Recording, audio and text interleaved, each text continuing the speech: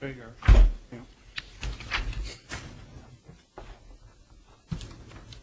Okay. All buckled up down there? Yeah, ready to go, boss. All buckled up down on that side? Buckled up? So you said this meeting of the Preservation Board is now in order. Welcome, everybody. I'm going to call a roll to determine who's here. Besides me. Commissioner Fathman, are you here? I'm here. Commissioner Robinson, are you here? You're not. Commissioner Richardson, are you here? Here. Really?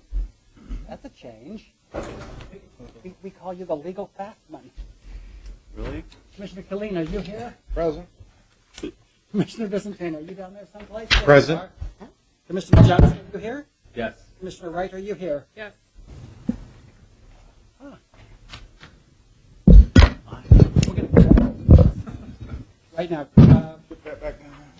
Did I miss a commissioner? Okay. Good enough. Pass that down that way. Commissioners, has anybody read the minutes from the last meeting? Yes, I move to approve the minutes from March 28th. I'll second. Are there any changes proposed besides looking at who was actually present? I was here. Okay. Does anybody remember Commissioner Richardson being present? Remember him last meeting. I gave him a ride home, so there. Okay, then hearing no objection, the minutes are approved. Commissioners, take a look at the agenda for today. You see any changes? Will any commissioners be recusing themselves from any of these items? Commissioner Killeen? Item D, please. Okay, we will so note that. Any others? Great. This will be our agenda. Hearing no objections, commissioners, let's look at agenda item A.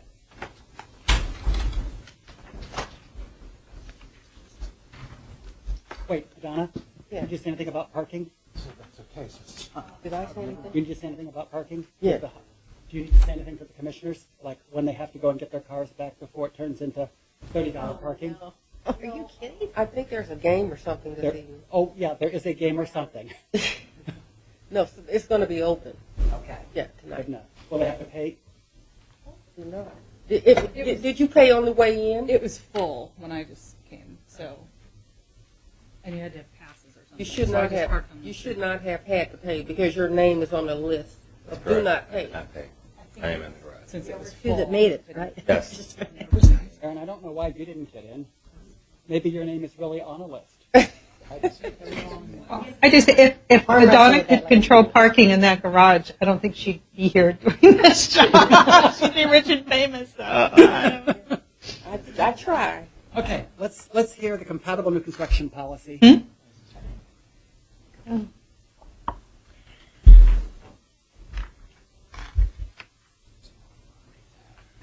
We need our screens, just.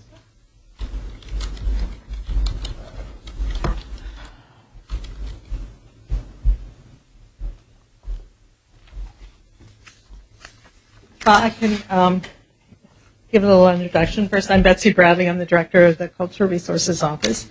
And this is a complicated agenda item that involves the demolition of a small group of buildings and the construction of one much To correct larger. the record, we're looking at agenda item B. Agenda item B. Okay, I called agenda item A. Right. I scheduled agenda item A at 5 o'clock, with hoping that maybe more people could be here by that time for the public hearing. Okay. And we could do a couple of agenda items and then pause and do the public hearing. Well, we just approved the agenda the other way. However, It says at 5. we'll make do. Well, A is at 5 on the agenda, so.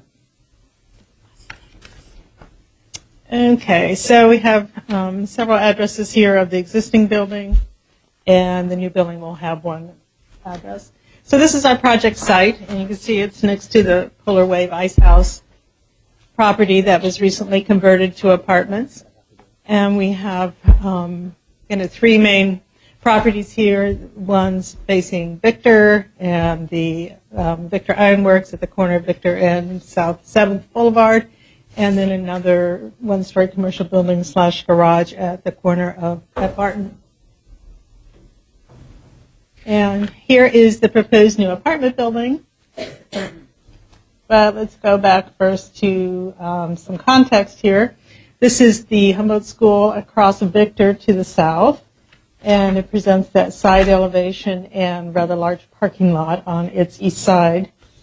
Be right across the street from the site that we're looking at today. The buildings across South 9th Street to the west, and consist of 2- and 3-story buildings of the typical scale we find in Soulard. And across Barton Street to the north, we have a cluster of a new building at the corner of 7th and some historic buildings that are more visible in the photo on the right as we go up the hill there. Then we'll look at the buildings that are proposed to be demolished. These are the ones at 721 Victor Street. And we have one contributing building that was built in the 1920s on the right, and a concrete block building that, if I remember correctly, was built in the early 1950s on the left. And some more views of those properties. The one on the left shows it with the Polar Wave building there to on the far left, and an alley view of the older brick building on the right. And the taller portion of the Polar Wave complex there is at the rear of that building. The Victor Ironworks is a complicated little site. This is a storage yard, or a laydown yard, as it might have been called. And those structures there, I don't believe ever had any walls. I think they're traveling crane supports.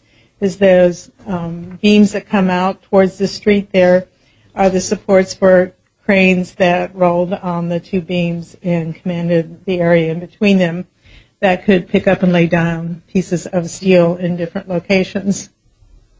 So those would be considered structures rather than buildings if we were really looking at them and thinking about rehabbing them. And you can only use rehab, historic rehab tax credits for buildings and not for structures. So other than being a charming beer garden, perhaps, I don't know what other use there would be for those buildings. The original building on the site was this 3-bay wide one that appears in the photograph on the right. And it looks much older in the alley end of this building, and this might be a new front on it. I'm not sure.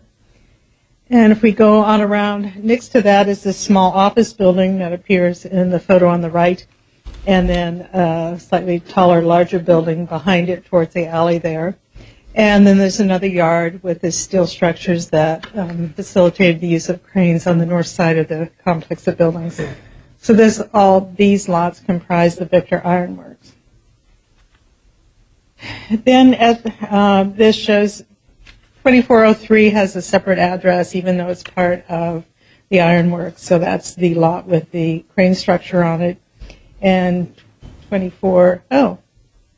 and my address is wrong, as usual. Anyway, the corner property is a separate one, and we see the South 7th Street address, or South 7th Street entrance to that building. There's a vehicular door with some windows.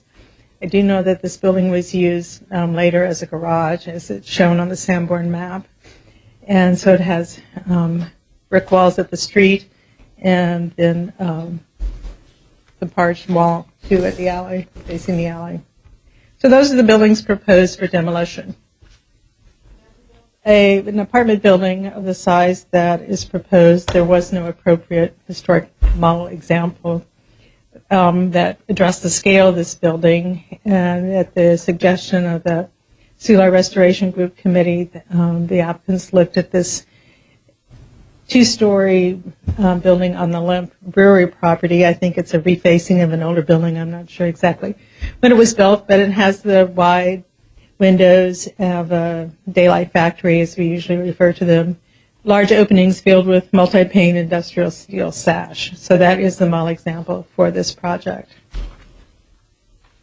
Here's the site plan with a full facade on 7th Street, and then the angle of Victor and the grade change on Victor is handled with the stepping out of the facades, as you see there on the left-hand side of the site plan, and the grade overall grade change is handled not by stepping up the height of the building, but by part of the lower story being below grade as we move up the hill. There's quite a few parking spots there. I was the one who misread the handwriting of the architect. There are 89 parking spots on this property, and not the smaller number that was in the full agenda published last week. So there's quite a bit of parking. There's 118 units, 89 parking spots. So that is kind of typical for some of these smaller apartments where not everyone has a car. Here would be the 7th Street facade, and the facade would be 2 colors of brick for the lower 4 stories.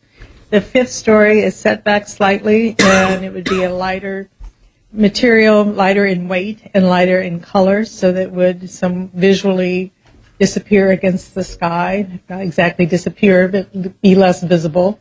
That's a common means to minimize the top story of a building. And you can see, so there are what appears to be balcony railings across some of the large windows. There are no balconies. Those are adjacent to the facade. The windows in those units would fold back so that it would be a living room open to the outside rather than any kind of projecting or necessarily recessed small space of a balcony. Here are the other street facades. There's the Victor Street facade on the top. Shows the grade change and how the building would be handled there. And although the standards suggest that the height of the building be stepped up to accommodate grade changes, in this case, that is not the method chosen. I thought the plan is to keep the height consistent and handle the grade change in this way. The Barton facade in the north elevation shows that the facade facing Barton would also be clad in brick, and also the return off of South 9th Street, so that when moving down the street it would appear to be brick. The private facades would be not brick, and exact material hasn't been determined, but it is could be hardy board panels that have similar colors to the brick panels, if I remember correctly. And here's that private west elevation that would be facing the alley and the parking lots, showing the brick facades at the ends. And again, looking at the rendering, we see the 2 colors of brick, a lighter color of the recessed 5th story, the modeling of the facades with some projecting and sort of recessed elements. I think these vertical plane breaks help break up the scale of the building into units that are similar to the facades of buildings in Soulard and help reduce the overall visual effect of the scale. So I reviewed this building with the Soulard Historic District standards and with the demolition review criteria. We looked first at the demolition review criteria. I do have to point out that most of these buildings, because of their date of construction, are considered to be merit buildings. All but one, the concrete block building, in fact, would be contributing buildings in the historic district. The entire Victor Ironworks is so categorized as well. And therefore, the demolition of these buildings would have a great impact on the South 7th Street Boulevard streetscape in particular, and especially if there was no subsequent new construction to fill the gaps. It is a varied streetscape due to the ironworks storage yards, and so we're not as dense and cohesive as many of the streetscapes are in Soulard. So that it would definitely change the character of this block. There's no doubt about that. Then we get to the subsequent new construction. We use the Soulard Historic District standards for new construction to review those standards. And again, they comply with the intent of those, with perhaps not every single item, such as stepping up the height of the building. They do use the model example, the Lemp Brewery building. And then when we get to scale, I think that is, clearly an issue where this is different.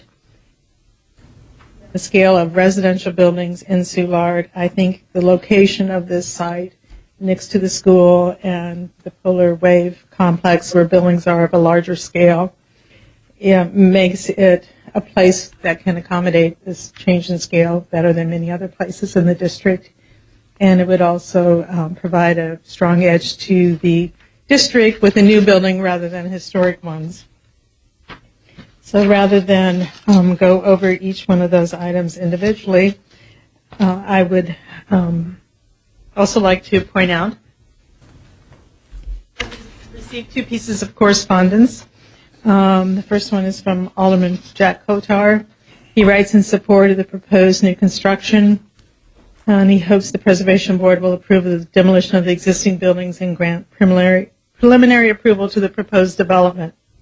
This project would be the first major residential new construction project in Soulard in many years and would be an excellent addition to the neighborhood. And he points out again that there are 89 parking spots rather than the 59 that I had incorrectly put in the what should have been the final agenda. I also received an email from a resident of Soulard, Luann Denton, and she writes with her concern about the scale of the building. She's concerned that the overall scale of the project, that historically a complex of that size seems inappropriate, particularly when considered other residential use buildings rather than an industrial building of a much larger scale. And she says perhaps the height can be compared to the 2 schools close to the site, but they were not built to be residences. I'm concerned with the deviation from the historical norm. So with reporting that correspondence, I do recommend the approval of the demolition of the historic buildings. I don't usually recommend the demolition of merit buildings, but I think, as I put in the agenda, that these buildings do not really represent the reason why Soulard is a historic district as strongly as many of the other buildings. The Victor Iron Works was a demonstration that we had industry and folks living close to each other in the district, but the buildings would also be hard to rehabilitate due to their small scale and hard to use for residential use or any other imagined use, although some uses can be thought of. So, and to approve, I also recommend the approval of the preliminary review of this building. I think it was designed to fit into Soulard as well as it can, and that the materials and the vertical plane breaks of the facade advance that cost, and the handling of the 5th story is a good move to diminish its overall visual presence. Questions on this side? What about the 2 different brick colors? Well, there would be 2 different shades of red, so that they read as 2 different colors, but in order to, although many buildings in Soulard are 1 color of brick, as we all know, I think in this case the change in color and the vertical plane breaks help break up the scale, and that's what's proposed, and I found that to be a common way of handling that. Your office be able to be reviewing those brick colors in the final selection? Yes, the recommended motion is the usual stipulation of approving those final details. So we're going for colors that are somewhere in the district already? Yes. Okay. Thank you. Questions on this side? Okay, hearing none. Let's hit.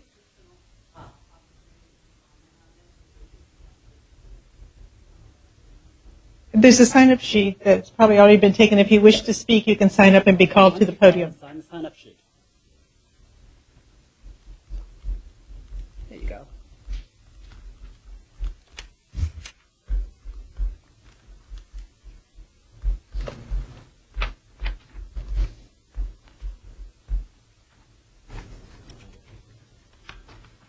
Is there anybody else who meant to sign? One more left, but yeah, I need trying to figure some things out. I need a record.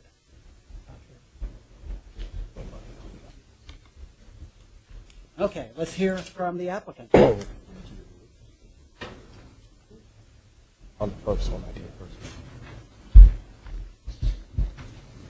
Mr. Klitzing, always nice to see you. Little bit of money. Good afternoon. I'm Joe Klitzing, the architect on the project. Need an address or anything like that. You'll be back next month. Well, probably. Hopefully more often than that. What do you want to do?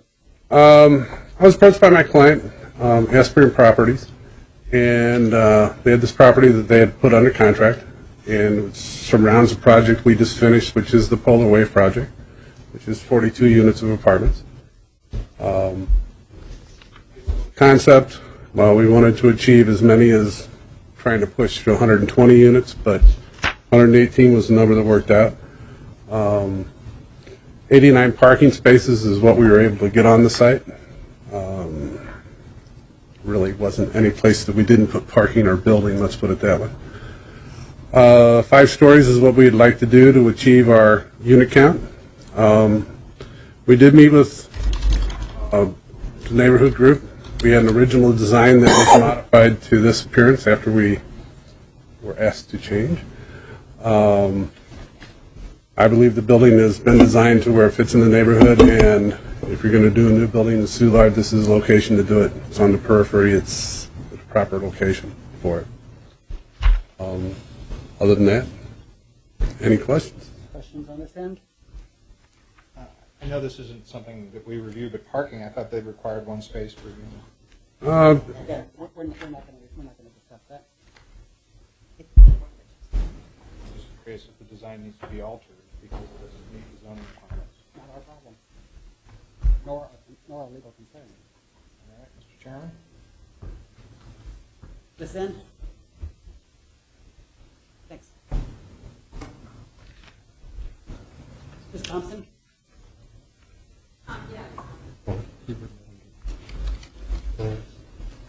I apologize that I just learned about this, but I do feel, and I probably am missing some facts, which might make me have less concern, but I do live just 2 blocks away from this site, and I haven't heard, and I'm not sure that other members of the SRG board that commented on this live as close as I do. I know that Luann Denton lives pretty close by. But I was looking at the site, and I was realizing that it's probably going to be taller than Humboldt School, so that it's going to really be dominant in comparison to the historic nature of the Humboldt School. And I also believe, if I remember correctly, that 9th Street is single-family to duplex houses. So is that, clarified for me, please, is that going to be what the parking lot backs up onto?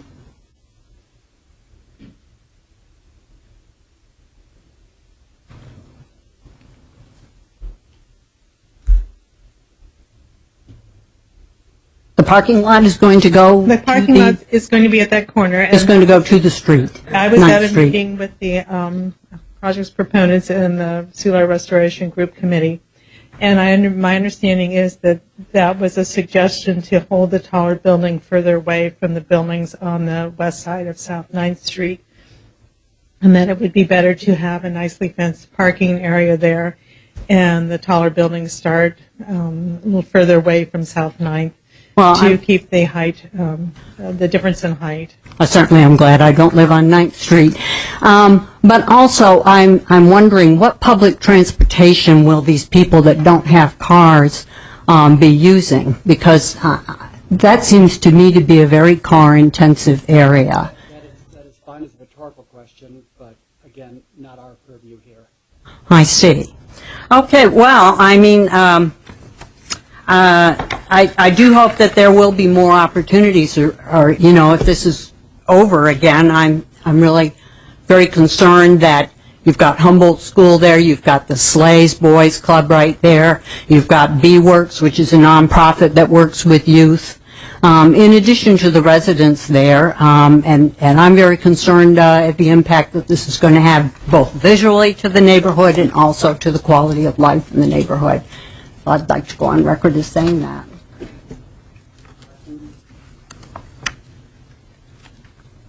Thank you.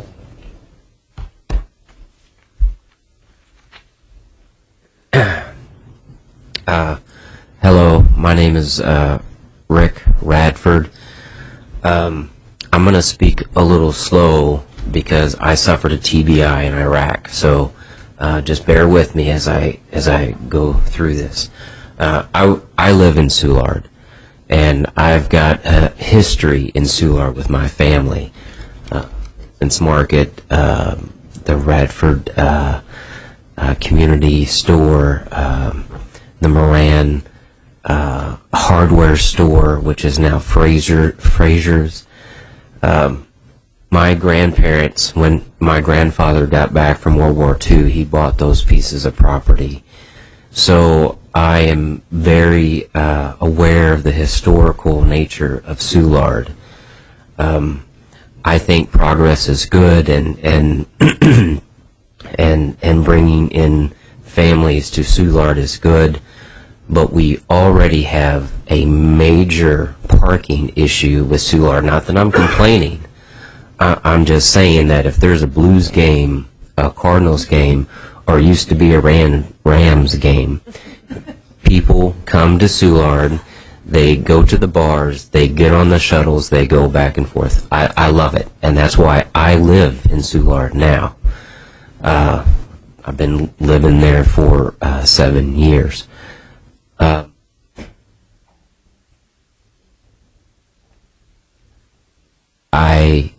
I think progress is good. However, that's taller than any other building in Soulard. It's going to bring a huge influx of people who will not have a place to park. And will those schools, and I realize this is a rhetorical question, are those schools going to be able to handle the increased enrollment? I mean, that's going to cause problems there. Now, I don't want progress to be denied, although I think that this this plan of the height and the sheer number and volume of people is going to cause some problems with the community in Soulard.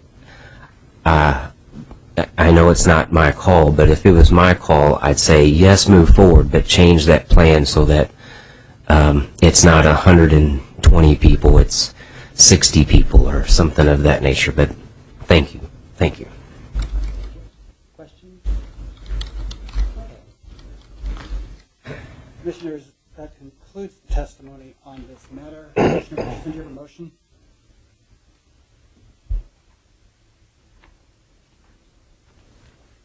Move that the Preservation Board grant preliminary approval for the demolition of the existing buildings and structures and grant preliminary approval to propose new construction subject to review of the final design details and materials by staff. Was the demolition contingent on a demo permit being issued?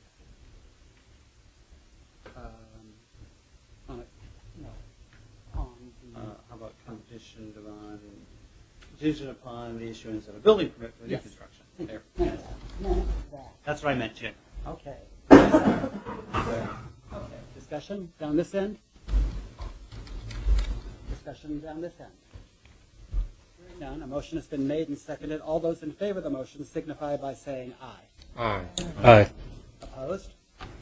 Motion carries. Agenda item C.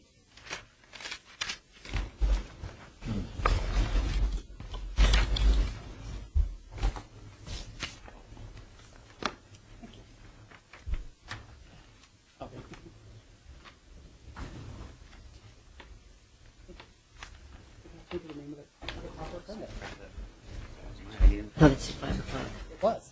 Because she would A very sad theme. I think some of them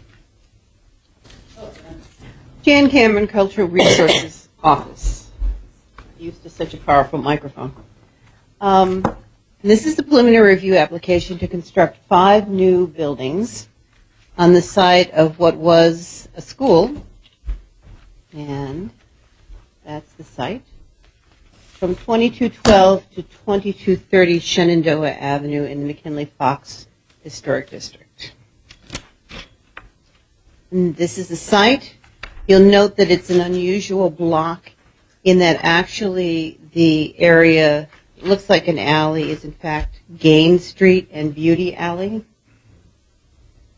But if you were there, you would think it was an alley. And this is the proposed site plan.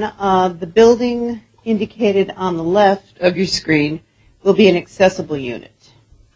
And the other four will be regular single families. So that's one of the reasons why that one has an attached garage, which is not in compliance with the standards, but I think is an appropriate addition. And this is the streetscape. And you'll see this a little bit better when I get to the photographs, but note that the building to the left, the existing building, which is, this building, is at a much lower grade than the area here that's being constructed upon, and also it decreases, the grade decreases as they go to the west. And these are existing buildings on the western side. This is the model example, which happens to be on the block. And these are a couple of facades. 4 of the facades will be similar to this one, which will have an entry on the front, just like the model example does.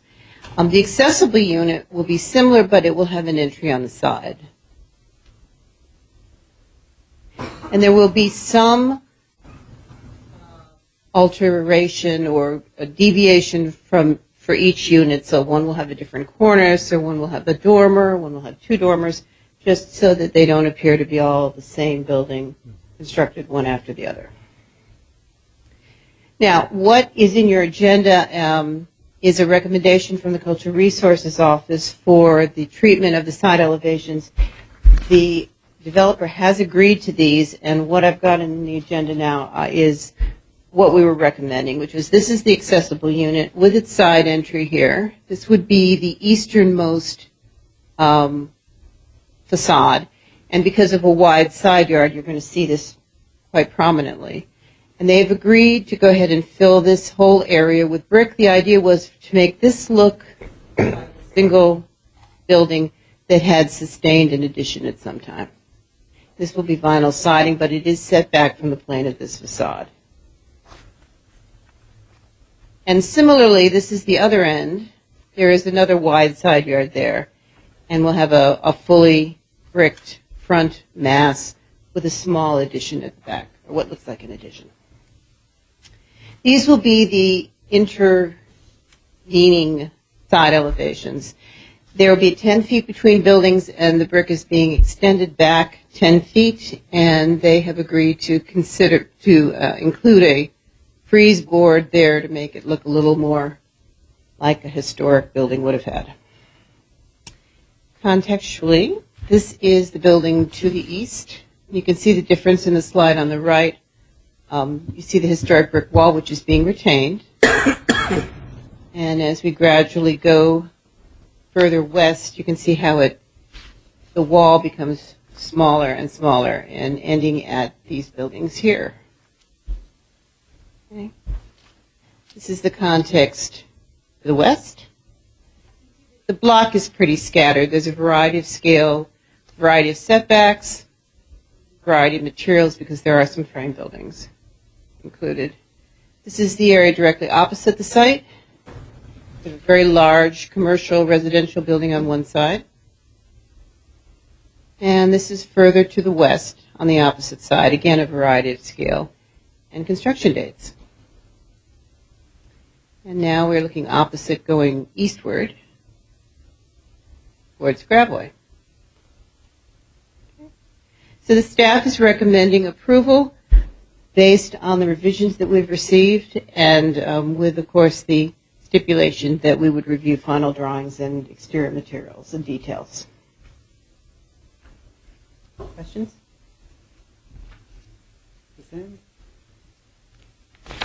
So am I going to be able to see the side of 2230? Yes. Any way we can get them to do more brick on that side? Go back to the site plan.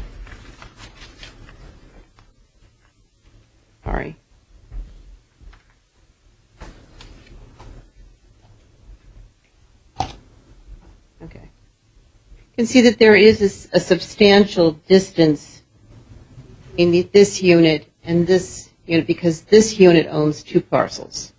So while their property line is here, there is a substantial distance between the actual buildings.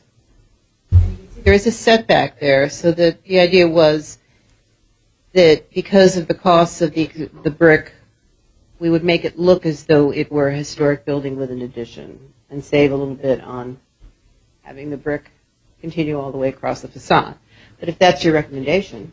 Well, I guess I'm confused. So that one where it indents, will it be brick all the way to that indentation? Yes. Okay.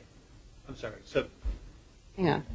So the typical west elevation here is from that's in the packet is more for the. Yeah, the packet drawings were previous to what I received yesterday. Got it. So okay. So these are the updated proposals, and this is that little bump out. All right. Sorry, I was looking at the packet again. Okay. And then the accessible one, I guess it has an elevator. No, you enter through the garage at grade currently. So they would pull into the garage, and there's a ramp within the garage.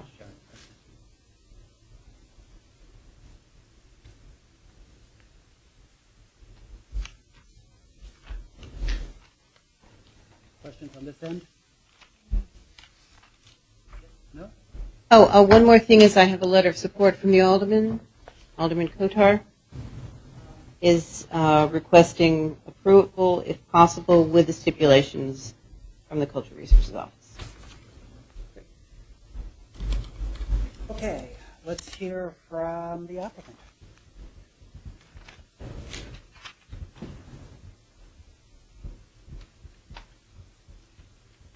I'm Larry Rawls with CF Ataract Construction. We've gone through a couple iterations of this to arrive at this, and in hopes of meeting your approval. Any questions? Well, what price point are these ones? We're hoping to start at $195.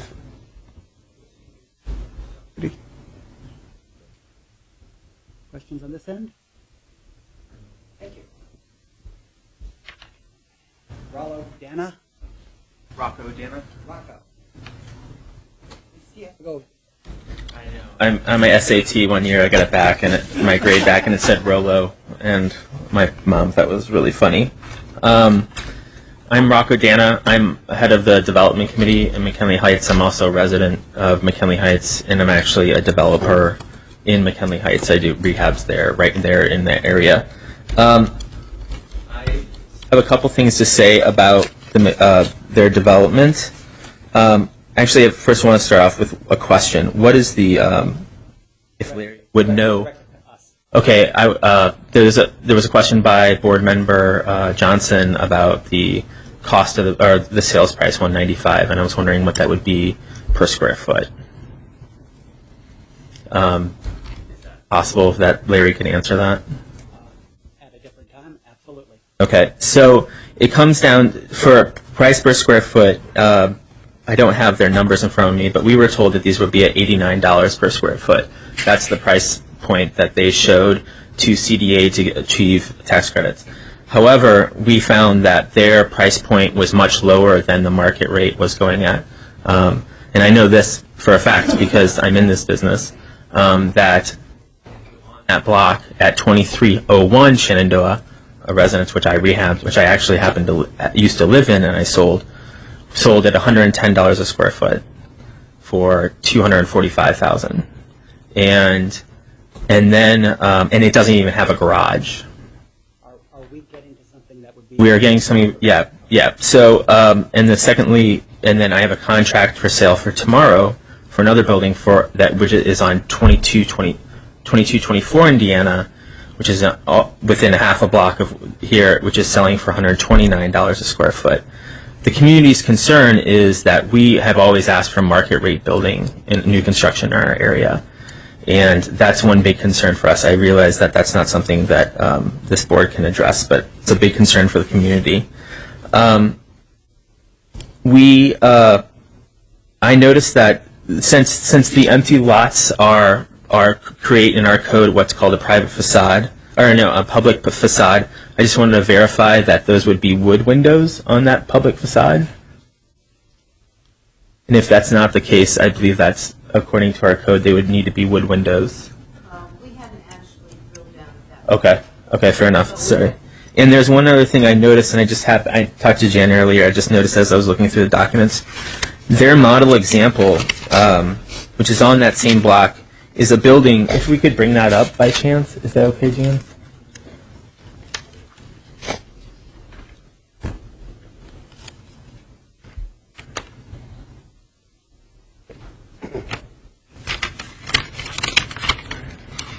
Just say when, Rocco. I'm not sure where it is. It's 2254. That backup one. Yeah, there on the right, upper right. Their model example is a building that has a parapet wall, which allows where the brick of the building goes past the roof line. But none of these buildings have a parapet wall, and I just realized that. I don't know. It just seems like we don't have any buildings actually that don't have parapet walls in that manner on that block. As you can actually look, the building on the bottom left corner does. Actually, the newer construction one on the bottom right hand corner does not have a parapet wall, but it's a wood frame construction. So I just wanted to. I mean, the community has always been concerned about the quality of the buildings and have always been pushing for them to have return of brick. And we have always had the pushback that there wasn't in the budget. Those things don't sell around here. And that not being the case, I think the community, is concerned about the fact that there is no parapet wall, and that the price point, if appropriate to the market, it would allow for that. Thank you. Questions, commissioners? Thanks. Sure. Okay, commissioners, that concludes testimony on this subject. Nate, you got a motion? It did bring up a question ahead about how far does the brick return on the site? Could we have a picture of that, of what where the brick would? On the sides between the buildings, which is the between buildings.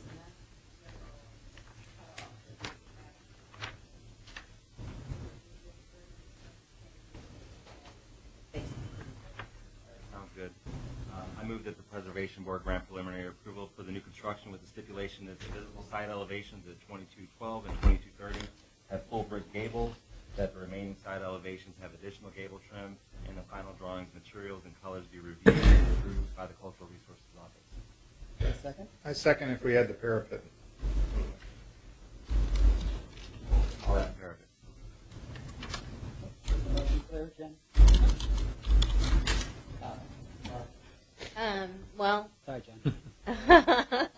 I understand the motion to be, and correct me and stop me if I'm not hearing it, that the Preservation Board grant preliminary approval for the new construction with the stipulation that the visible side elevations at 2212 and 2230 have full brick gables, that the remaining side elevations have additional gable trim, that revision is made to include parapet, and the final drawings, materials, and colors be reviewed and approved by the Cultural Resources Office. Is that correct? It would be full parapets at the gable ends. Yes. Just to clarify what a parapet, where it would go. So when you say revision to include parapet,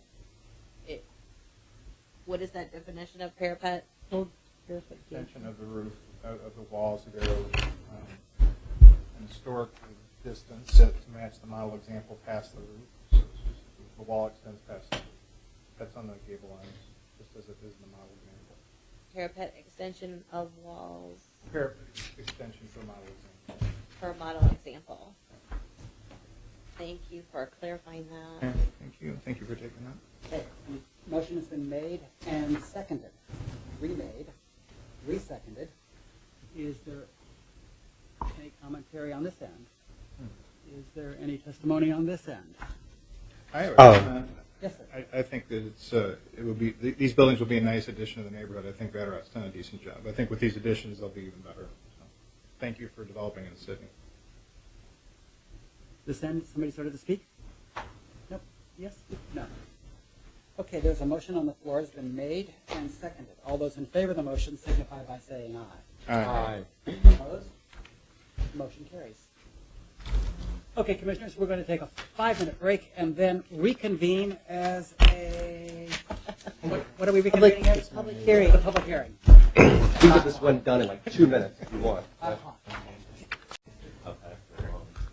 Ms. Bradley? Okay, I just want to provide a quick overview, sort of round out the idea of the public hearing here.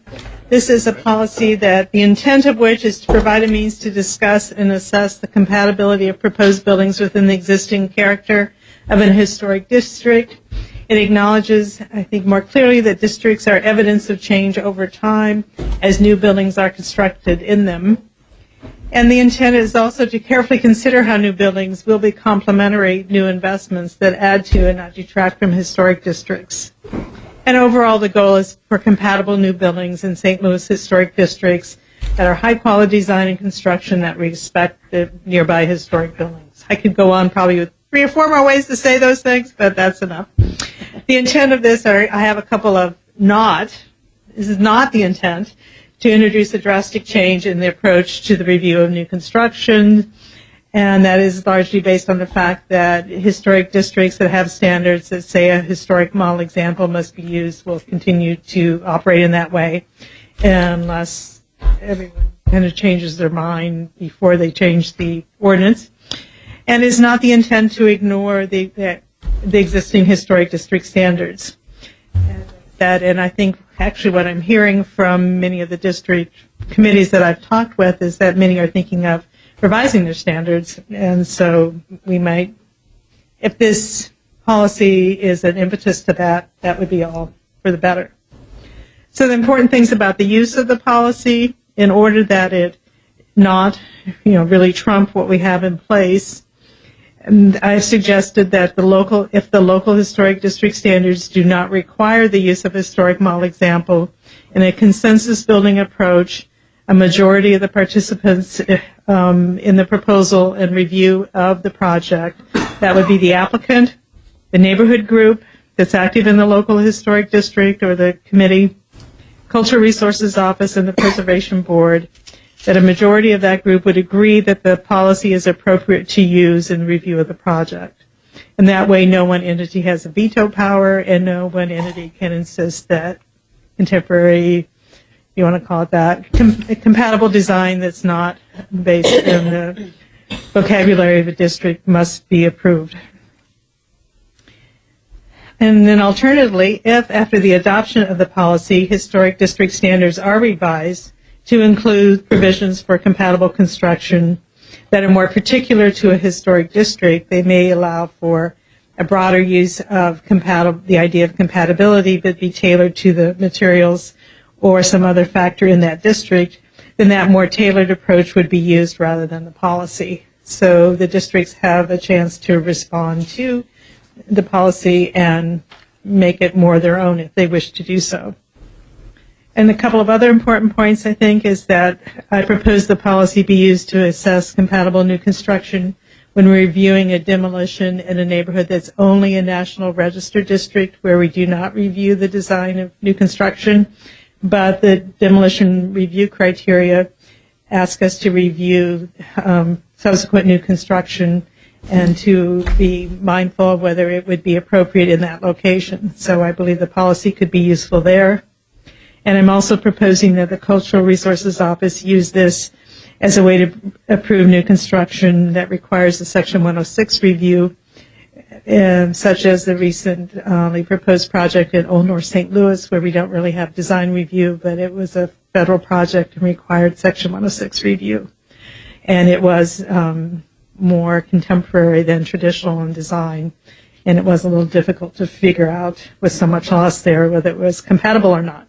So those would be the instances in which this would be used as I propose the policy. Of course, any of that is, could be altered as you see fit, but that is what I am proposing.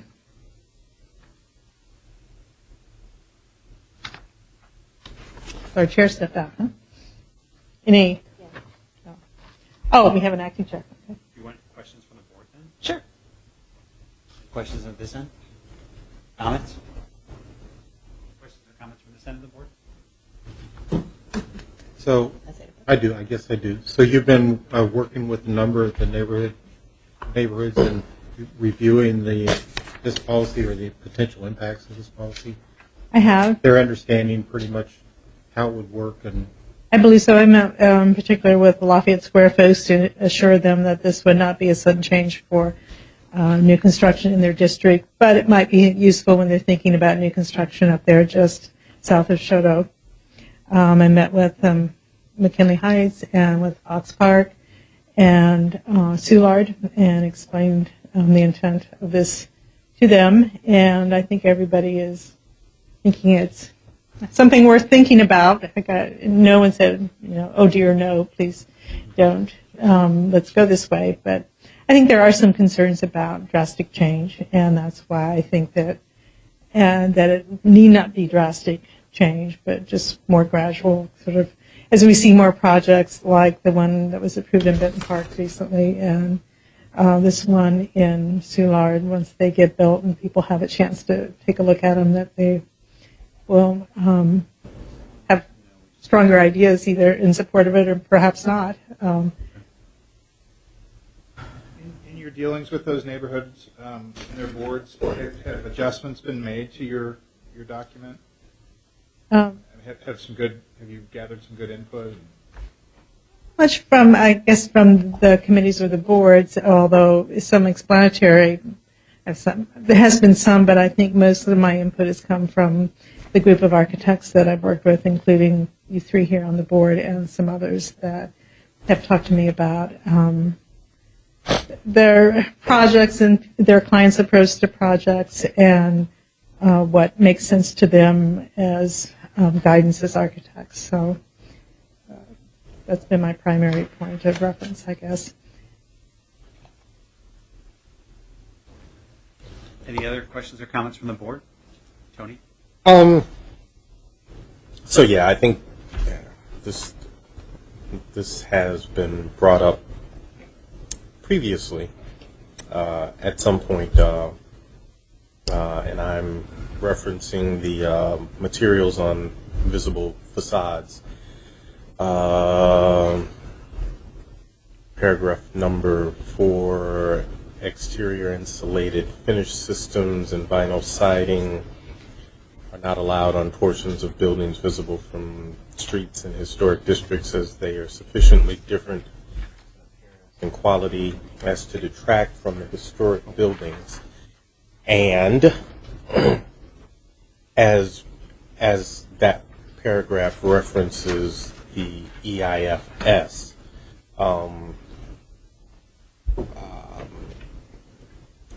because of the geographic area we're in here in St. Louis, it is unlikely that you would do a 3-coat stucco system, as there is no insulating quality in that system, and it is also prone to cracking.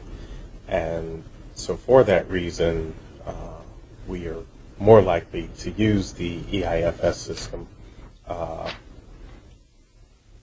And visually, it does not look any different than a 3-coat system, unless, of course, there is something done with the actual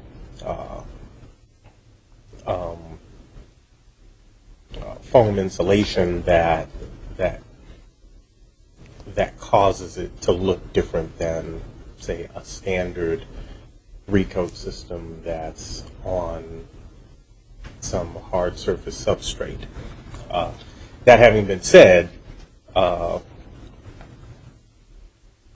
the houses that I've designed that were applauded for working contextually in a historic district would not, by this definition, work, because they are in fact EIFS systems and not 3-coat stucco systems. they just don't have all of the additional ornamentation that some suburban type houses would have. So they adhere to what you would consider to be a stucco building does, but I would never use a 3-coat system because it's just not efficient. So I do have a concern with that particular paragraph. There were a couple other things, but that is one that stands out because that would eliminate two homes that, like I said, that were previously okay would no longer be okay. And so now we are limiting design and not actually opening it up.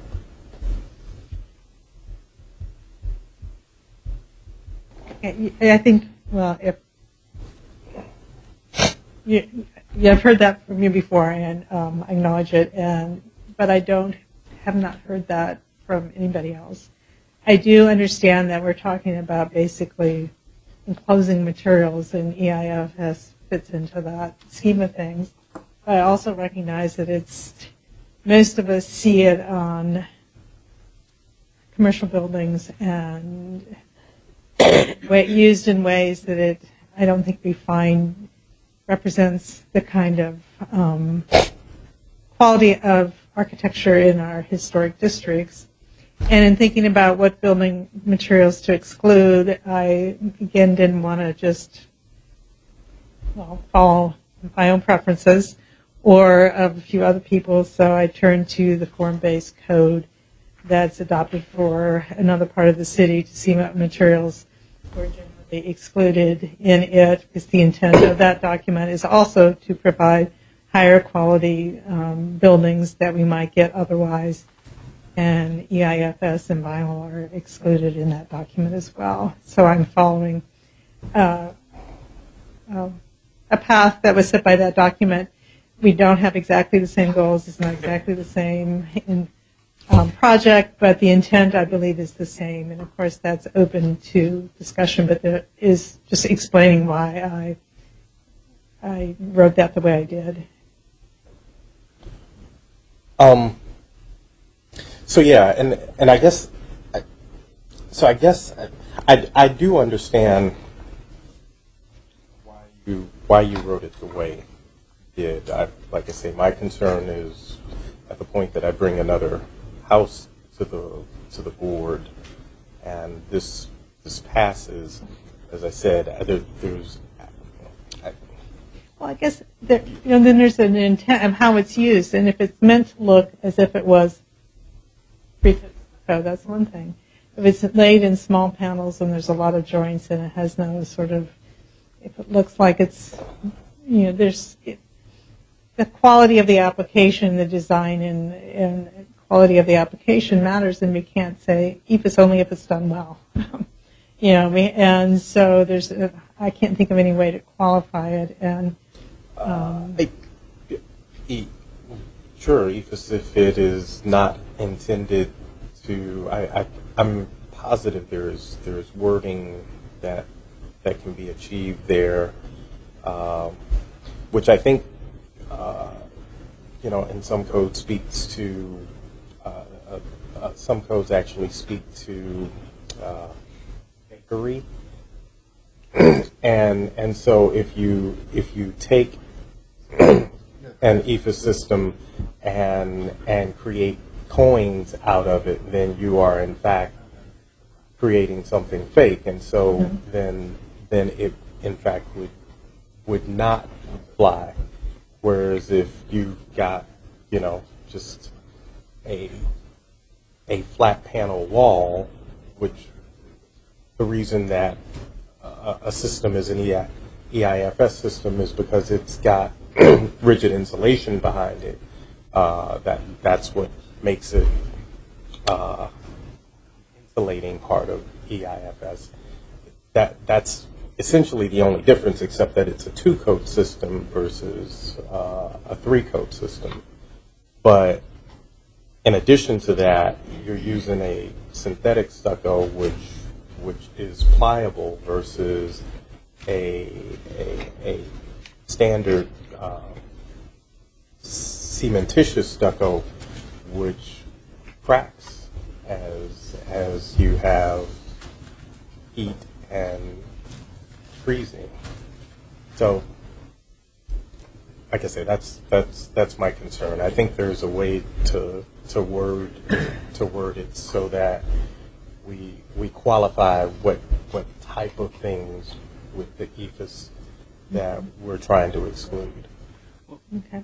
With this, I mean, there's always the variance opportunity. So these are the guidelines that you're going to review for new construction. But then again, if it's EFS that's used, as you say in a project, it might be appropriate, and then you'd go for a variance.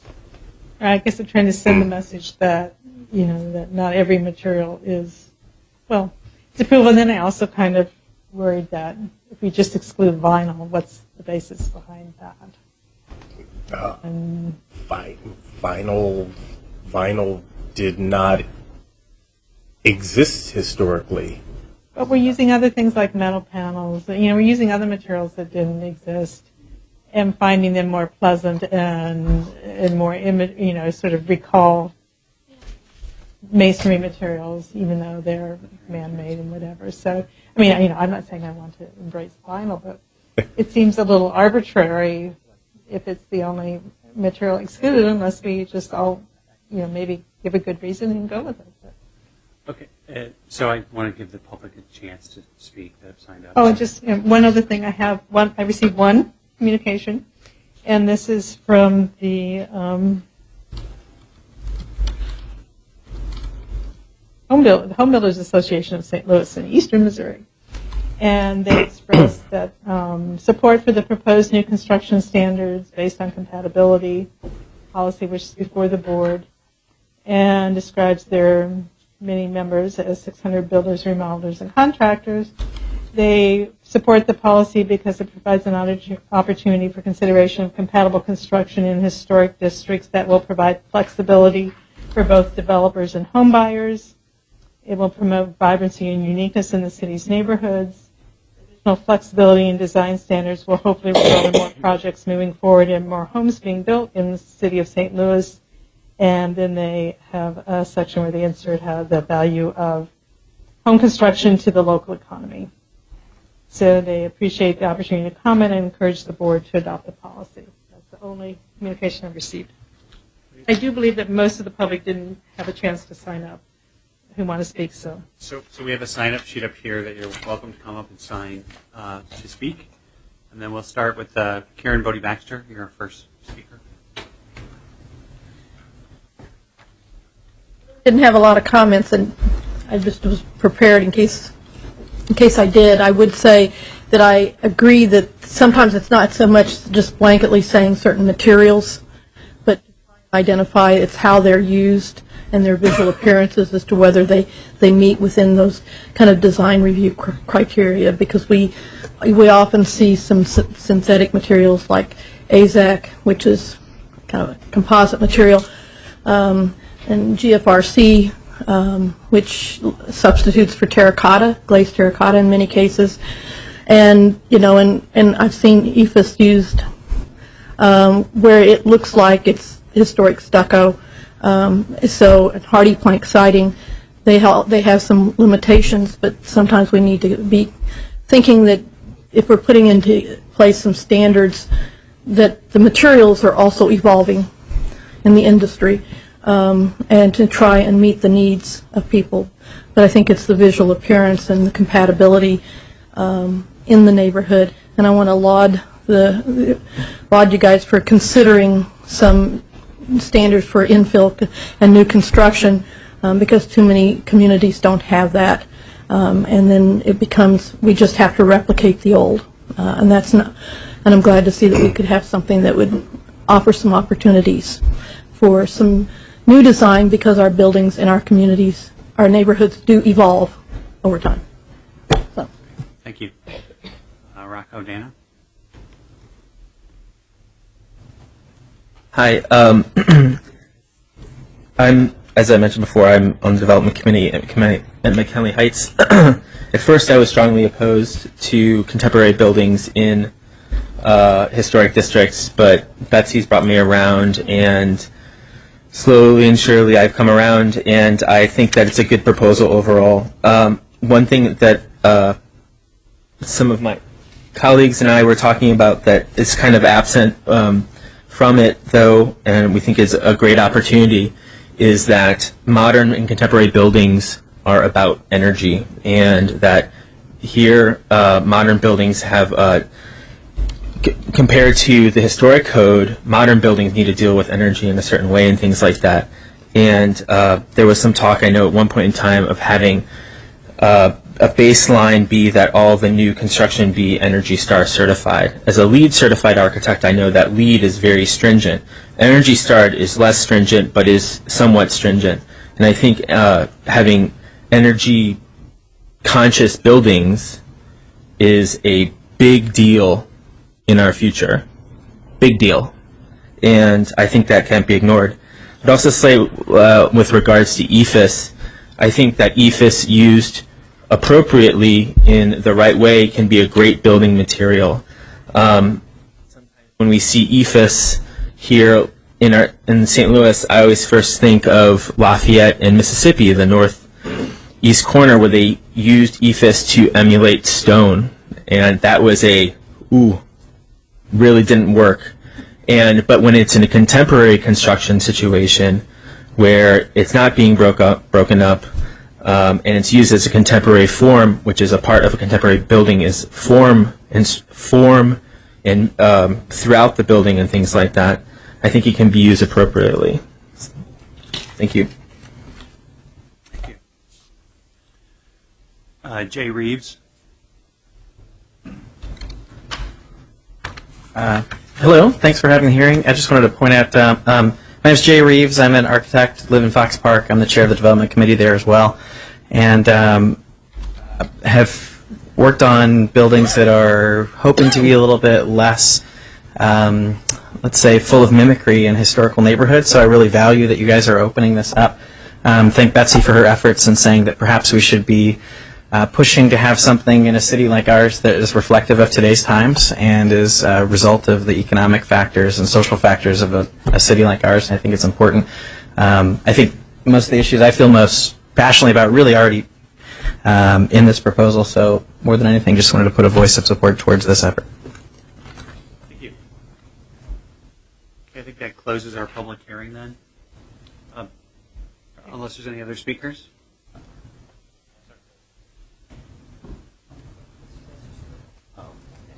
Do you need me to sign it? Yes, please.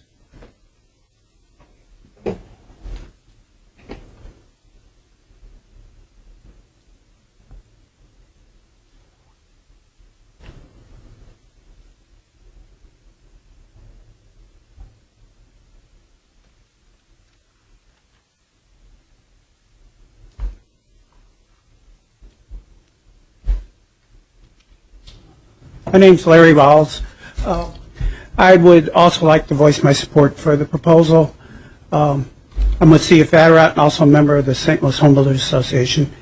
And my nephew, who's an architect, he has shown me examples of contemporary design in historic neighborhoods in other parts of the country, which we couldn't do here.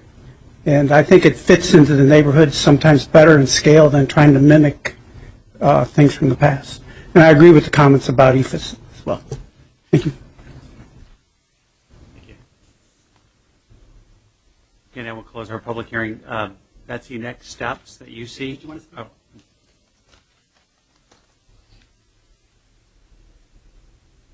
Well, we could, I guess the obvious ones are is that you could ask that the materials section be reviewed and revised, or you could adopt it as is with the understanding that variances can always be granted. You could, there is no action scheduled this evening, although I don't know that that is precluded, so But maybe it would be best to put it on the agenda next month and vote to adopt the policy or not, and give me some direction about any revisions that you'd like to see. Okay. Yeah, since it's not on the agenda for approval tonight, we will we'll close public hearing and we'll put it on the agenda for next month. And would you like? Well, Tony and I will talk. You better take her out to dinner. Okay, the public hearing has been closed. The Preservation Board is back in session. Under item D, and noticing that Commissioner Killeen is recused. Thank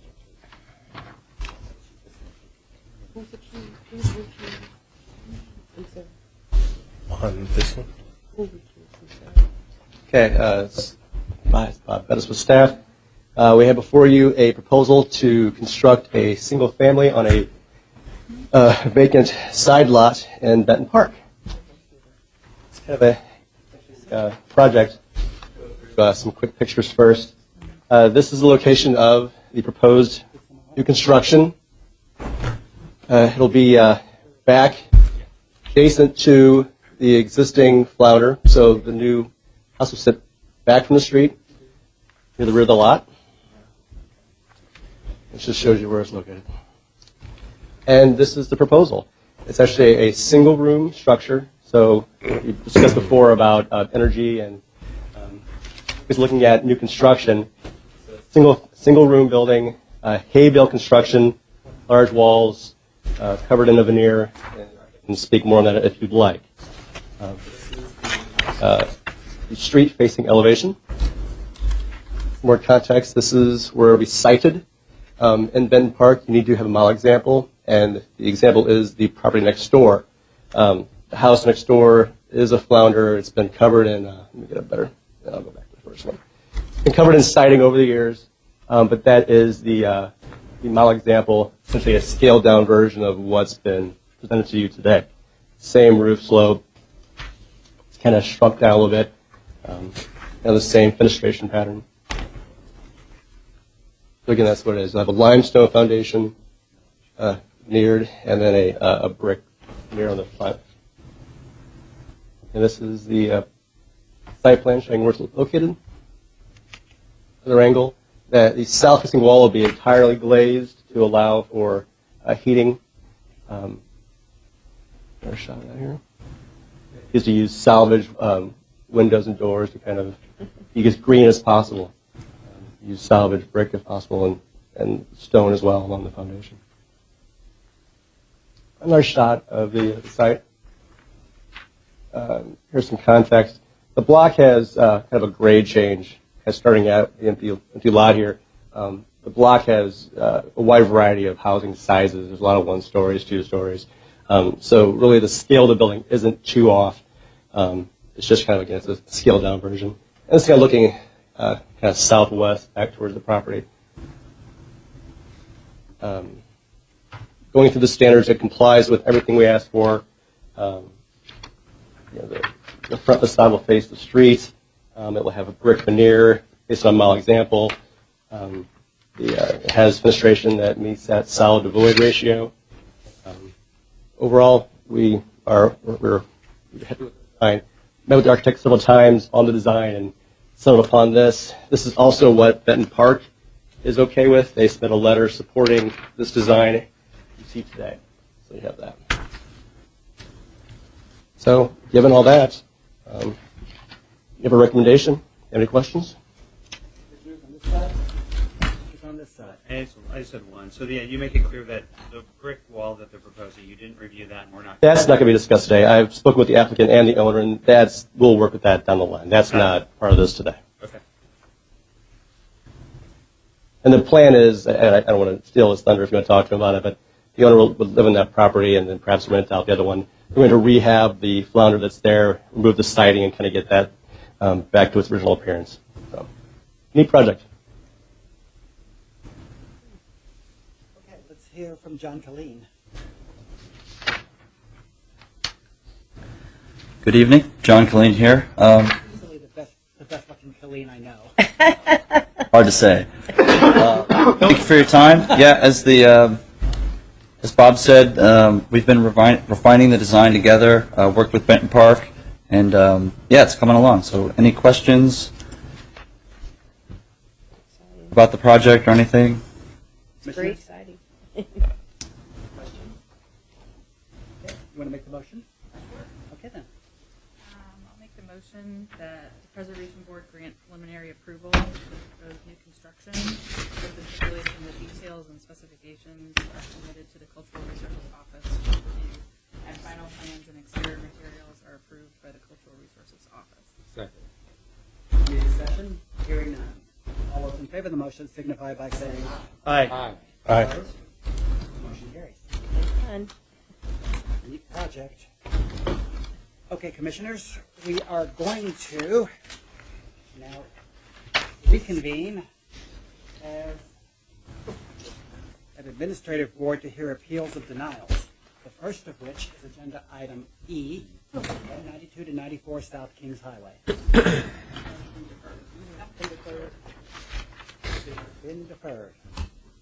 Next, 1303 Sydney.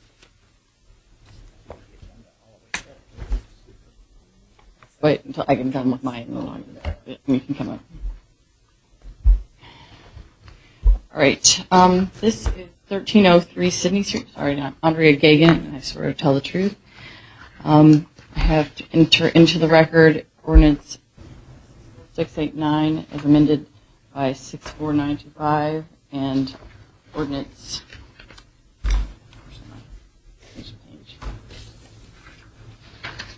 57078 as amended by 62382, which is the Soulard Historic District Ordinance.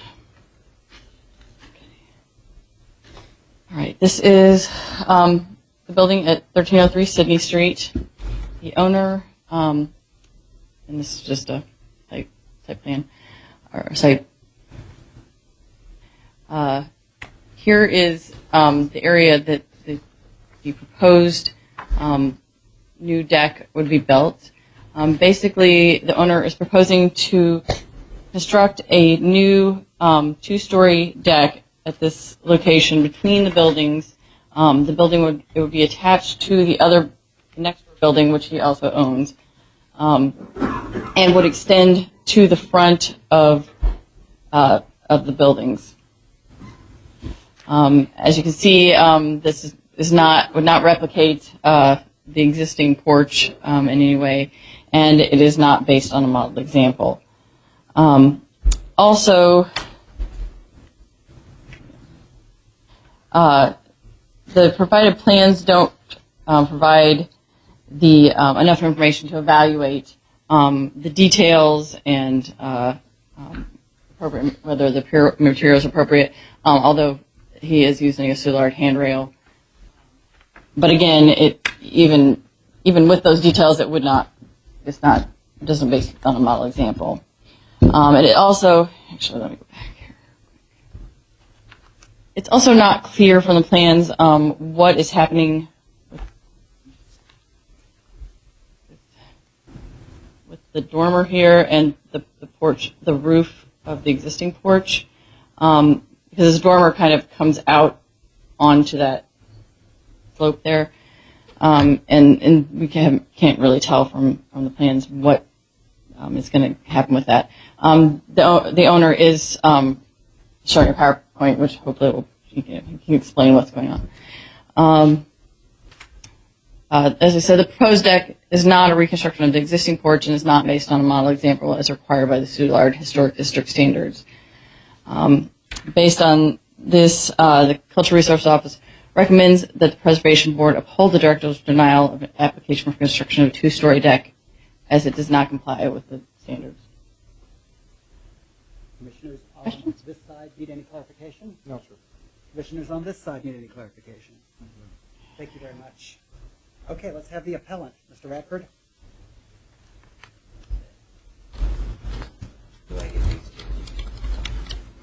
I apologize. I didn't know there was so many of these, so I only made 6 copies. Yes,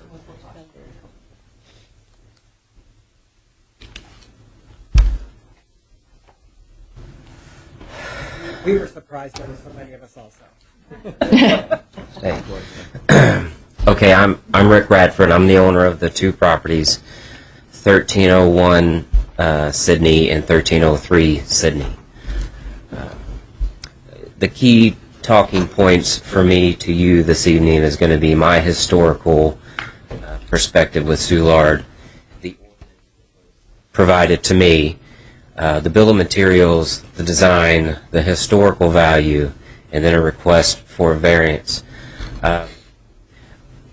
I don't know what happened because I turned in like 12 documents with bill of materials, with diagrams, with all that. It just must have not got routed appropriately. So my historical value is that my grandparents on both sides owned property in Soulard. Specifically, I'm going to talk tonight about Warren Radford, who came back from World War II. He bought some property, and his wife, Audrey Radford. They own the convenience store that's catty-cornered to Vincent's Market. I remember standing in that convenience store 15 million times over top of that grate trying to be warm in the winter. My grandfather and my grandmother has a lot of historical perspective from me, and which is why I purchased homes in Soulard. They also owned the property which is now Fraser's, but when they passed, my aunt got that and she opened up the Moran hardware store. My uncle got the convenience store and he opened up an antique shop.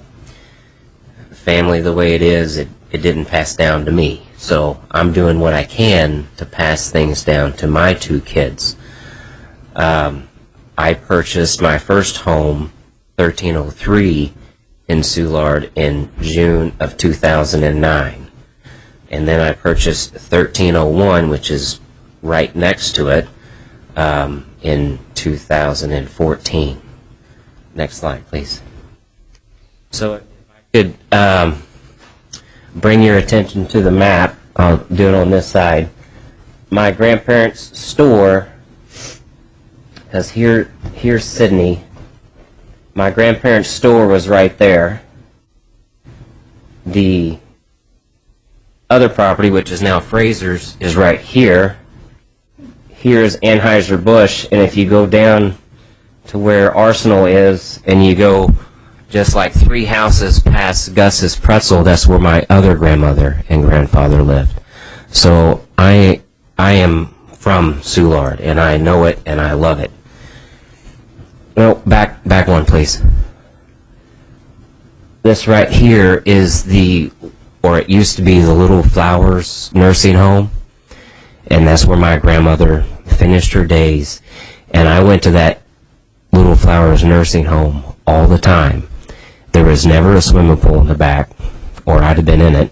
There was never decks on the back, or I'd have been climbing on them. So there's obviously been variances made for certain things that are visible by the street. Next slide, please.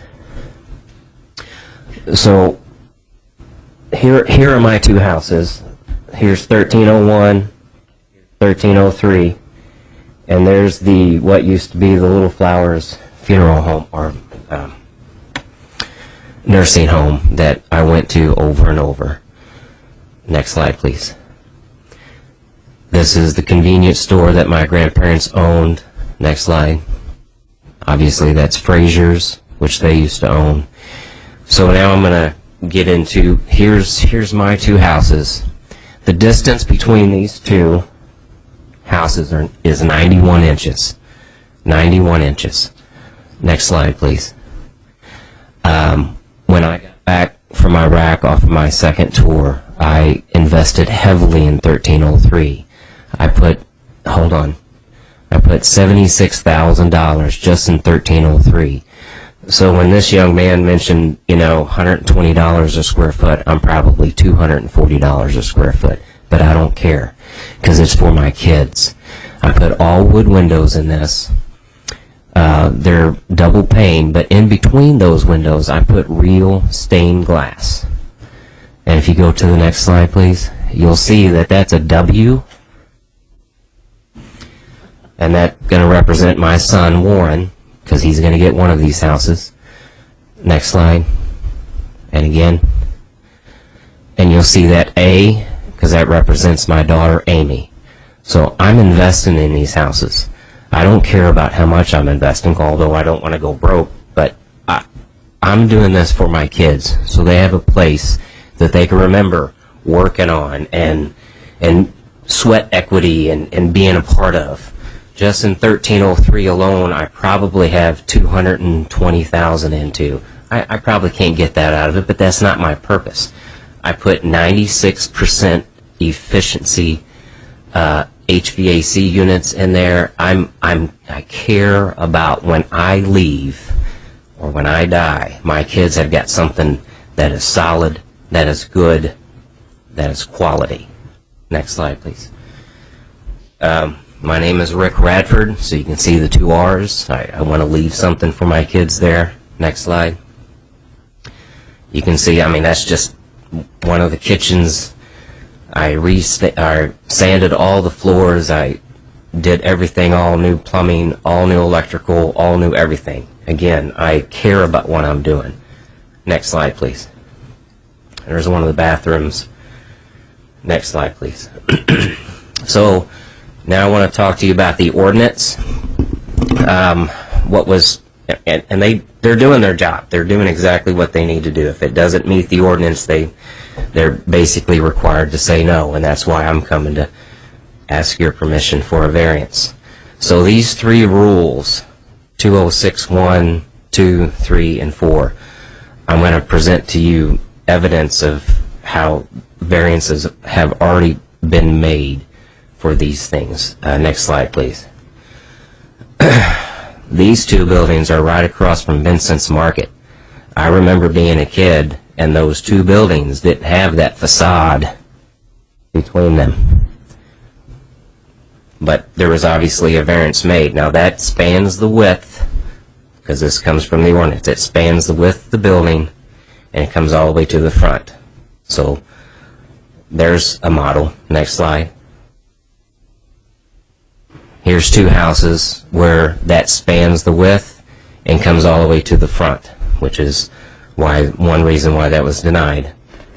This is all in Soulard. I did this last night because I got this denial in the mail last night, or either last night or Saturday, I guess. So on Sunday, I drove around and I took pictures, so I didn't have to work hard to get these. I just drove around for like 5 minutes. Next slide, please. And here's another one, although that tree kind of obscures it, but that spans the width and goes all the way to the front of the one building. Next slide, please. Another one. Next slide, please. This is almost identical to what I'm proposing. This shows the second deck. Up there, it does not have the first deck, which is about 40 inches tall. This is almost identical. The reason that they did this one with the posts is because there is a rule, a policy or something that says you're not supposed to be able to attach to the next building. All you got to do is drive in Soulard for 1 minute and you'll see plenty of those attachments from one building to the next. But whoever built this deck said, okay, 9 bags full, we won't attach to the next building. And it almost spans the width, but it certainly comes to the front of the building. Next slide, please. There's another example. Spanning the width and coming to the front of the building. Next, please. There's another one, not very pretty. Next, please. There's the little Flowers Nursing Home, which is now an apartment complex, and from the street you can see the decking, you can see the pool, you can see all the new construction. Next slide, please. There's the decking. Now, I visited my grandmother in that nursing home, and none of that stuff was there, so it's certainly not the historical value that used to be. Not that I'm saying you shouldn't have done it, or they shouldn't have that there. I'm just saying progress. Next slide, please. In 2206.2, it said no new appendages, it's all forbidden. But yet, this is on Victor, oh no, I think this is on 9th Street, 9th or 10th Street. Right from the street, you can see that that's a new construction and that's a new appendage. Thing. Next slide. Again, a new appendage. Next slide, please. So I want to bring you back to where we are. There's the nursing home. There's my two houses. It's not going to be one of the things in 2063 is it's not going to be visually dominant because you can hardly see between those two buildings anyway from the top. It's only 91 inches between the two. That's not even 8 foot. Next slide, please. This is obviously visually dominant. Next slide. Slide. Next slide. Okay, so now let me explain what I want to do, which was on those 10 or 12 pieces of paper that I put forth. Obviously, they all didn't make it to where they needed to, or maybe I took them to the wrong office. Who knows? Next slide, please. So all of my materials are going to be wood, except for joist hangers and, of course, the screws. You can see my BOM, which is all, the lag boards are going to be 2x10s, pressure treated pine. They're going to be attached to the brick with 1/2 inch, 6-inch lag bolts in a zigzag pattern. Zigzag makes it more stronger as it affixes to the building. The joists are going to be 2x8s, pressure treated pine. Joist hangers are going to hang all of those joists. And for the decking, I'm going to do 2x6s instead of 1x6 or something. It's all going to be 2x6s, and it's going to be cedar because I want it to look good. I want it to last forever. This is not for me. This is for my kids.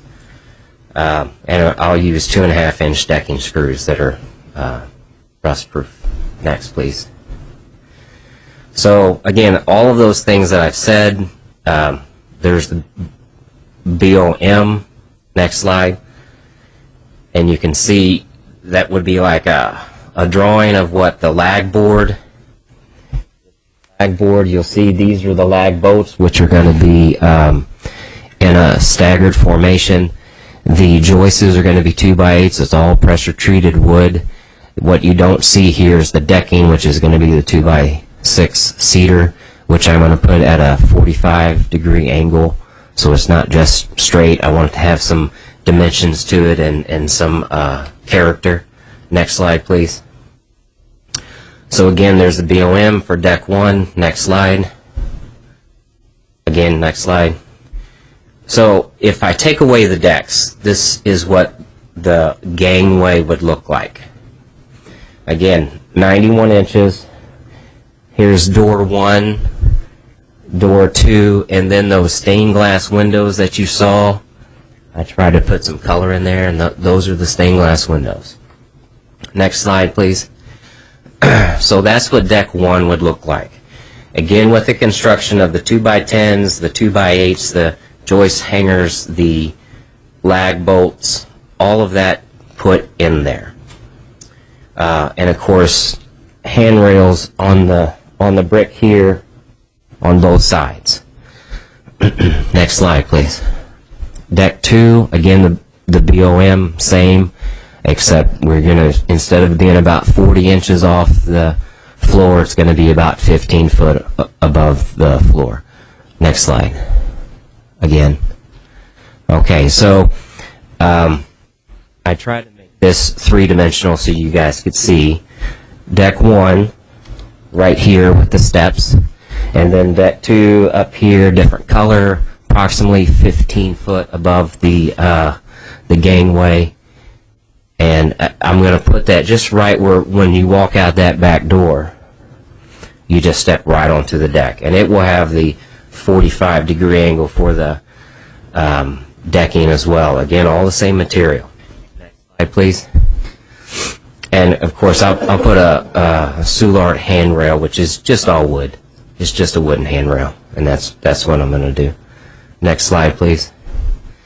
So that's what it looks like now. Obviously, it's not going to be the same as what it was, but you could drive in Soulard and see plenty of houses that aren't the same. I'm trying to build something because right on Sydney and 13th is where all the bike races go, and sometimes the half marathon goes. You know, we have like a little block party. We get out there and we do things. You know, on that second floor, I would like to have availability for people to sit out on the deck and watch those things go by and be a part of that. Of course, they can come down and be on the sidewalk party, but I'm just trying to do something nice for my kids. That's all. Next slide, please.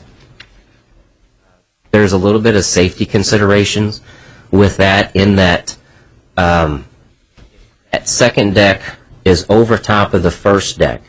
Then that's going to protect those steps a little bit, in that now, because I live there. I live in 1303, and I go out and I shovel the snow, and I put the ice melt so my tenant doesn't slip and stuff like that. If I only got to worry about one pair of steps, that's different than two pairs of steps.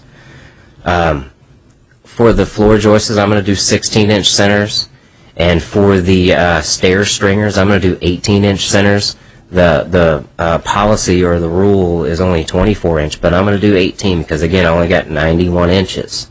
So if I do 18, I can put 5 stringers in there. And with 2x6 material, that deck is going to be solid. It's all wood. It's going to be done with screws, not nails. I mean, how many decks have you guys seen with nails in them and the nails work themselves out? I'm doing screws on that. If you guys remember, about 6 months ago, there was a deck that collapsed in Soulard. And the reason that it collapsed is it didn't have lag bolts, it had nails.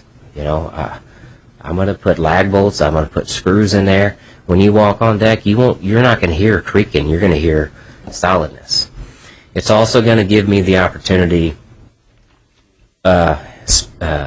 span some lighting in the first deck area as well. You have a great deal of latitude because it's your appeal, but this takes us further than our review allows us to go. Well, I'm asking for a variance. So I'm just explaining, because in the denial it said I didn't have enough information, which I turned it in to 2 separate offices, but obviously it didn't get routed to the right people. We very much appreciate the additional information on materials, but as to your motives for including those particular materials, that is beyond our review. Okay. Well, it was part of the denial. The lack of material. Okay. All right. Next slide, please. So again, the historical value for me, because I know that you guys need to preserve the historical value of Soulard, is that, you know, I grew up in Soulard. My parents and my grandparents lived there, and I lived there. And these 2 houses, to me, one's going to be for my daughter, and the other one's going to be for my son. So my purpose is to do something solid for them.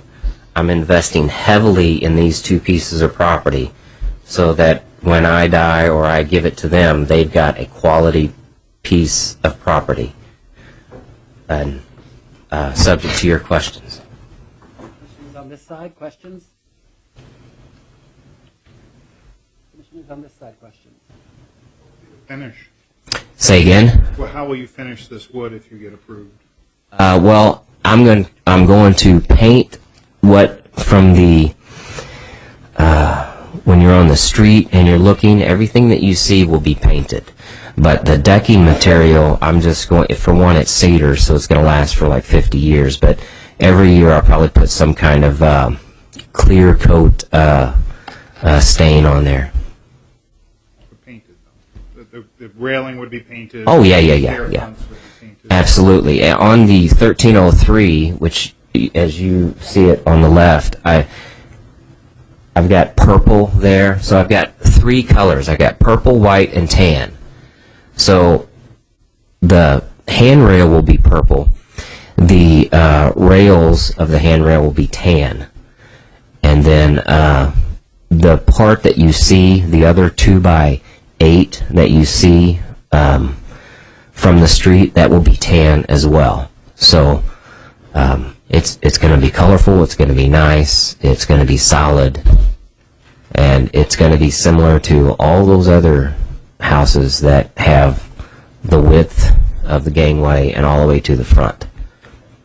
Anybody else on this side? Thank you very much, sir. Okay. Okay, this concludes the testimony in this. So do you not vote? Do I not know when I find out? How? If you let me finish the Oh, sorry. sentences, Sorry. we will get to that. Okay. This concludes the testimony in this matter. Commissioner Killeen, have you got a motion? I move the Preservation Board overturn the director's denial and allow these decks to be constructed as presented. Second. Commissioners? Commissioners, discussion?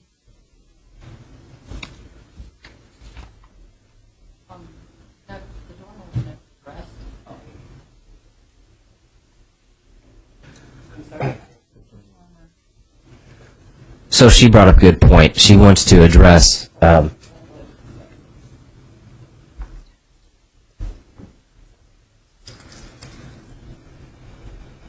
don't you mind if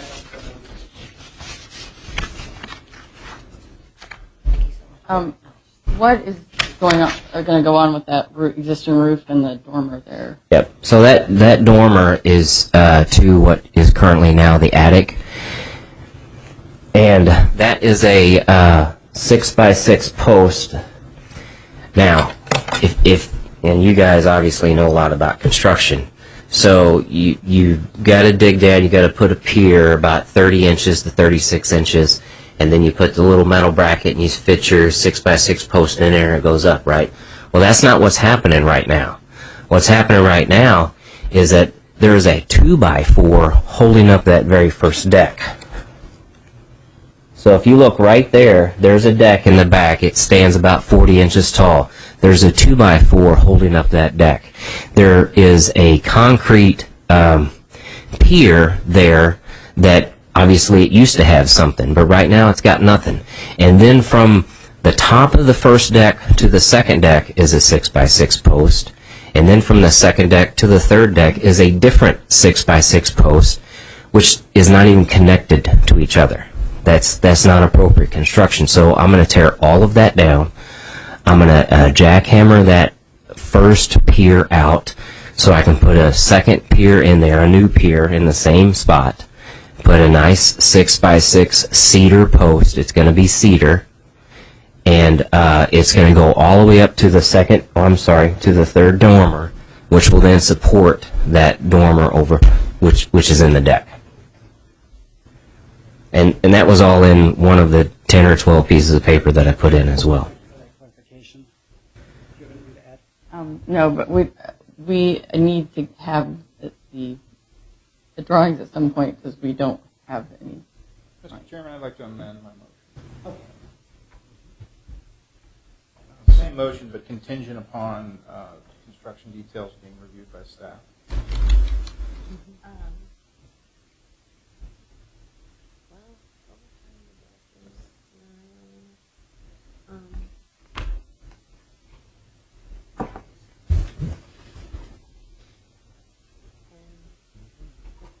Drawings to be submitted to staff of the project. Yep. Is that motion clear? Your motion is to overturn the denial and require new drawings pursuant to this testimony to be submitted And reviewed by staff. and reviewed by staff. That's the new motion. Then that amended motion would have to be approved by the second, which I believe is Mr. Richardson. Second. Yes, approved. Commissioners, is what the motion is clear to commissioners who will be voting on it? And are you clear on what the motion is? I think so. Let me repeat it so that I think that I know. You're saying, okay, their denial is not final, and I need to take drawings to them and have them look at it and say yes or no. I can't hear you. Pursuant to what you testified. Roger. They need scaled drawings showing what this thing's really how it's going to go together. Okay. Okay, commissioners, I'm going to call a roll. If I can find the roll. Found it. Commissioner Fathman, do you vote yes or no? Yes. Commissioner Robinson, do you vote yes or no? Yes. Commissioner Richardson, do you vote yes or no? Yes. Commissioner Killeen, do you vote yes or no? Yes. Commissioner Byzantino, do you vote yes or no? No. Commissioner Johnson, do you vote yes or no? Yes. Commissioner Wright, do you vote yes or no? Yes. Alderman Kennedy, do you vote yes or no? Yes. The ayes have it. The staff denial, the commissioner's denial is overturned. Subject, and the appellant is asked to submit scale drawings pursuant to his testimony for review by. Okay, commissioners, let's do 4535 McPherson. Bob Bettis with staff will tell the truth. Need to enter in ordinances 69423, 64689, my PowerPoint and my presentation. Before I start, the applicant is not here. We have not heard from her in several weeks. I've reached out, not heard. We gave them 2 referrals out of courtesy to dealing with a lateral issue that might change the situation. However, we explained that it had to come this month. They haven't shown. So given that, also we have support from Central West End for our recommendation. So if I'm going to go through the whole thing, I can, or you can make a recommendation. You want to hear it?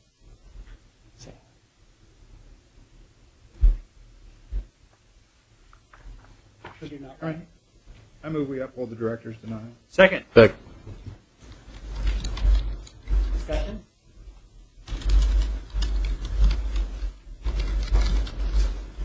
You might see it back. All those in favor of the motion, signify, no, we'll do the roll. Commissioner Passman, yes or no? Yes. Commissioner Robinson, yes or no? Yes. Commissioner Richardson, yes or Yes. no? Commissioner Killeen, yes or no? Yes. Commissioner Byzantino, yes or no? Yes. Commissioner Johnson, yes or no? Commissioner Wright, yes or no? Yes. Alderman Kennedy, yes or no? Yes. Okay. You might see it back before you in an altered form, but as it is, thank you for doing that. The presentation was very clear. Yeah. Okay, we now have special agenda items.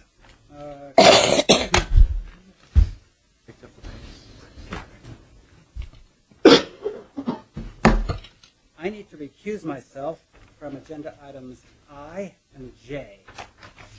I need to recuse myself from Oh.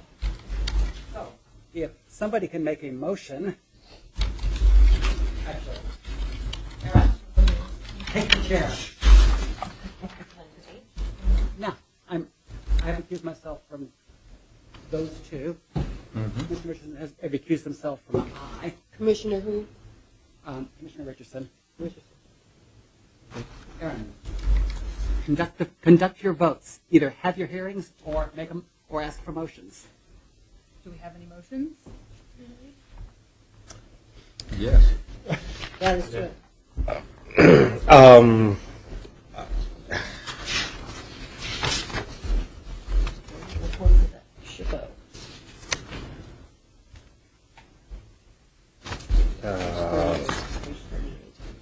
Yeah, no. So we're gonna do these one at a time. Together. Them all. We can do them all at once. Criterion A. This one is a little different. Okay, I recommend that the Preservation Board direct the staff to prepare a report for the State Historic Preservation Office on item H, boundary expansion meets the requirements of the National Register criteria A and C.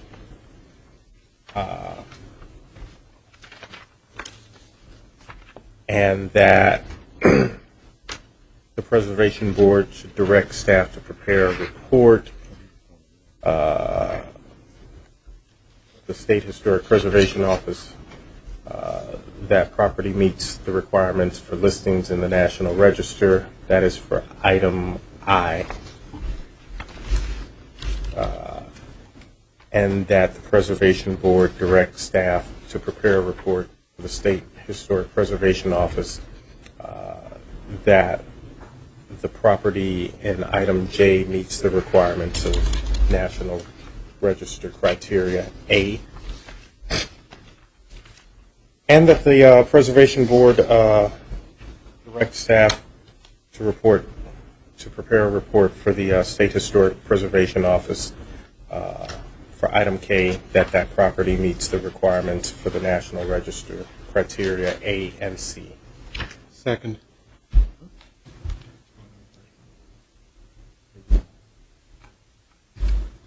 Any comments? All in favor of the motion, please signify by saying aye. Aye. Opposed? Oh. One opposite. You vote nay.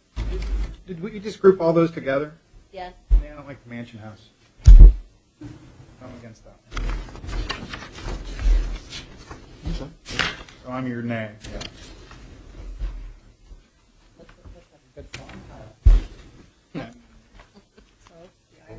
The ayes. Also a good one. Commissioners, I see no other business before us. Anybody have any business they'd like to raise? Does anybody have any objection to our adjourning? No objection, we can adjourn. I move that we applaud our commissioner, our director, who's leaving us after this meeting. Right? Is this your last meeting? It is.